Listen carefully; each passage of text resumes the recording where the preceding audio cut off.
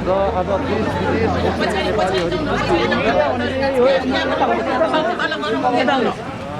सबैलाई म क्षमा माग्न चाहन्छु। हामीले गर्न सकेनौँ। हामी आज रिहा भएका छौँ। न्यायको जित भएको छ। यो राज्यमा अझै पनि सरकार जति कुर्ता भए पनि उहाँ चाहिँ कसरी बस्नुभयो हिरासतमा यसबारेमा पक्कै पनि जानकारी दिनुहुन्छ। साथसाथमै आइराख्नु भएको छ र उहाँलाई यतिखेर स्वागत गरिराख्नु भएको छ।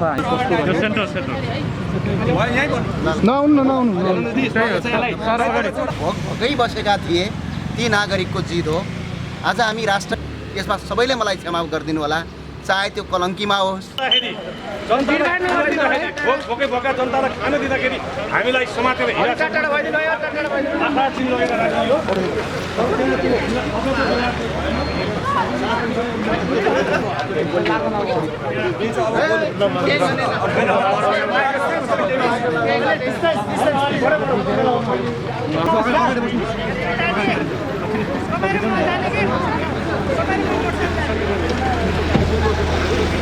सही सूचना, सत्य समाचार र मनोरञ्जनका लागि उज्जवल भविष्य टिभीलाई सब्स्क्राइब गरिदिनुहोला अनि छेउमै रहेको बेल आइकनलाई दबाइदिनुहोला। भन्ने एउटा हामी एकदमै आशावादी छौँ।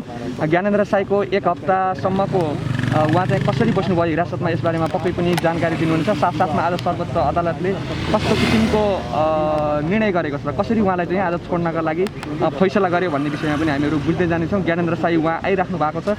पक्कै पनि हामी सबैका यतिखेर पछिल्लो समयमा जसरी ज्ञानेन्द्र साईका धेरै फ्यानहरू हुनुहुन्छ, ज्ञानेन्द्र साईलाई धेरैले मन पराउनुहुन्छ। आज ज्ञानेन्द्र साई छुट्ने भनिसकेपछि सबैलाई एउटा खुसीको विषय पनि बन्न पुगेको छ। ज्ञानेन्द्र साई यतिखेर उहाँ आइराख्नु भएको छ। हामीहरू यो सर्वोच्च अदालतमा छौँ। ज्ञानेन्द्र साई आएर आज यहाँ पक्कै पनि केही न केही बोल्नुहुन्छ। उहाँलाई यतिखेर स्वागत गरिराख्नु भएको छ।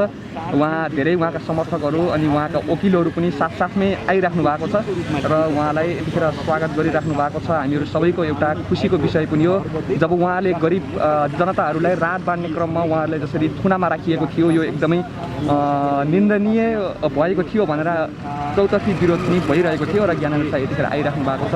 उहाँलाई एकदमै खादा ओढाएर टिका लगाएर स्वागत गरिएको छ। अब उहाँ आइसकेपछि के भन्न चाहनुहुन्छ पक्कै पनि हामीहरू उहाँका धेरै कुराहरू आज सुन्नेछौँ। यहाँ बिचमा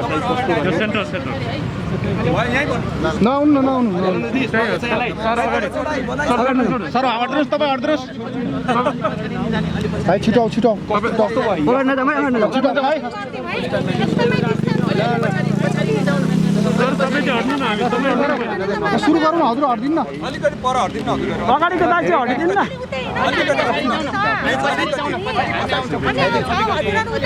हामी आउँछौँ नि त्यति आउँछौँ।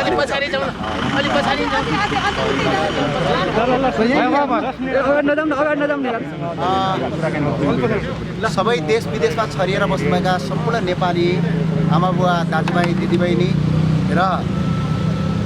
र जसले जहाँ जहाँबाट सहयोग गर्नुभयो सबैलाई धेरै धेरै धन्यवाद छ।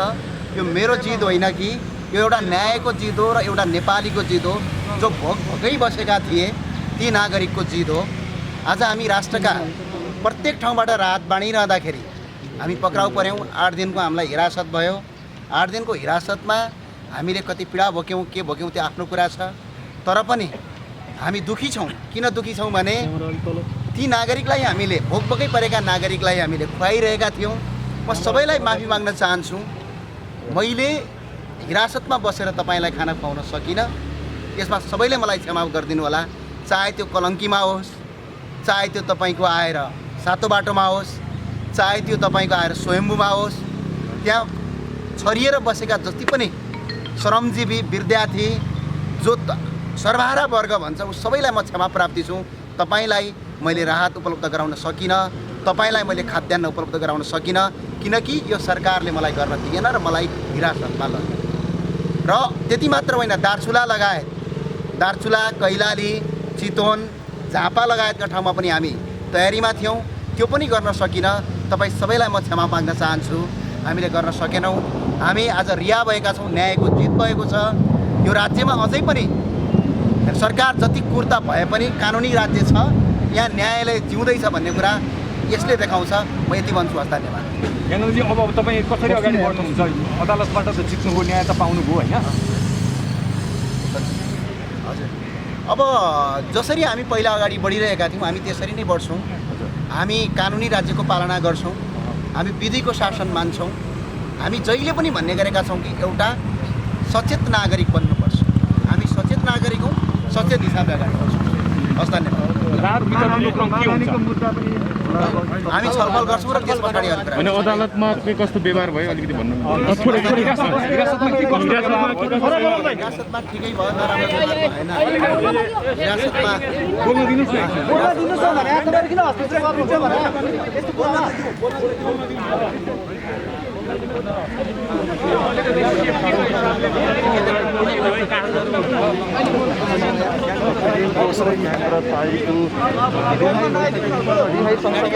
धेरै नेपालीहरू एकदमै खुसी देख्नु भएको छ र आज देश विदेश नेपालीहरू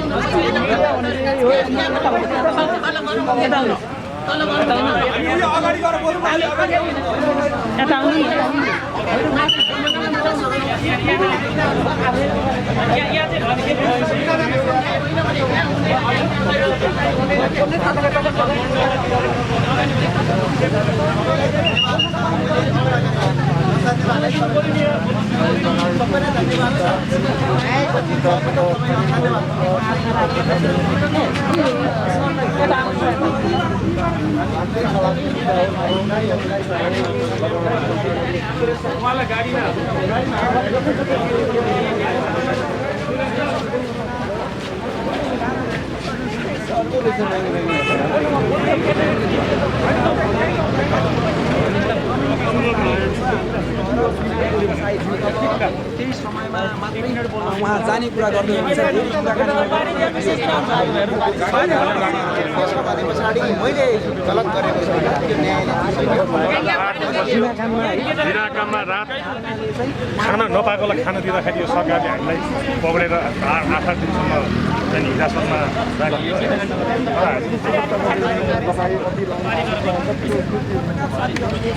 हाम्रो प्रश्नहरू अझै सकिएको छैन, उहाँ दिनुपर्छ भनेर छोड्नुभएको अवस्था छैन।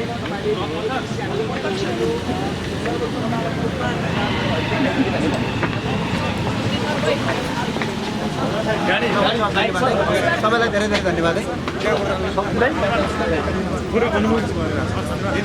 सबैलाई धन्यवाद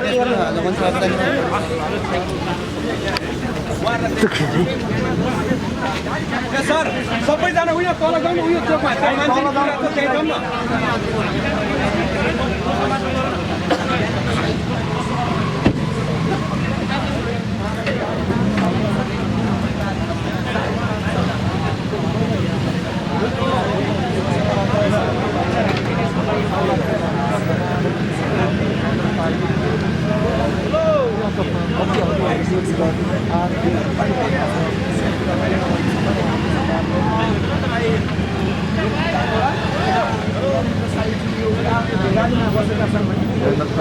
अधिवक्ताज्यूहरूलाई पनि हामीले देखिरहेका छौँ।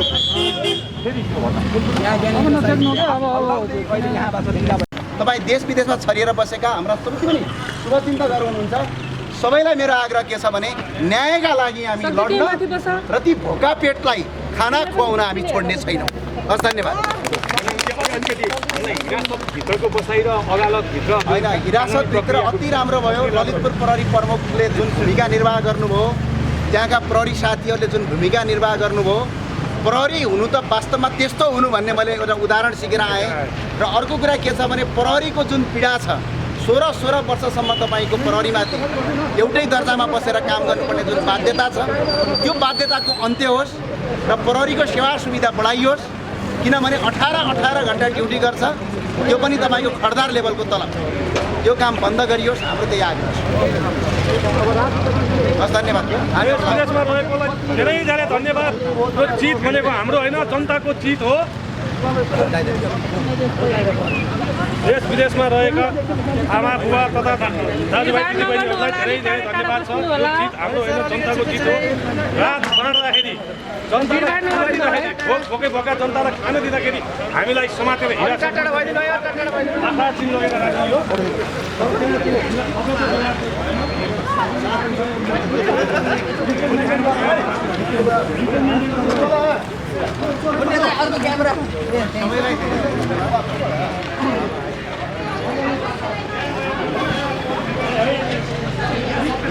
अब हामी डिस्टेन्स मेन्टेन गर्नुपर्छ, हामी जान्छौँ है, हल्ला नगरौँ है जरा।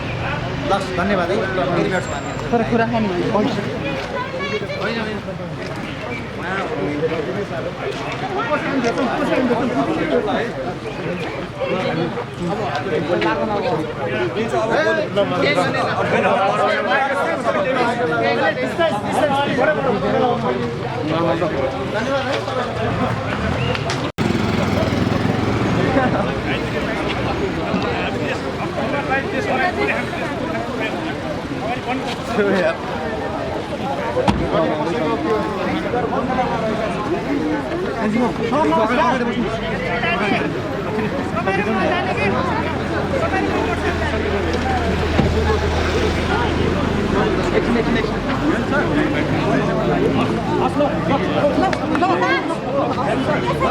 सबलाई धेरै धेरै धन्यवाद है, सबलाई धन्यवाद। तपाईँ आउनु न।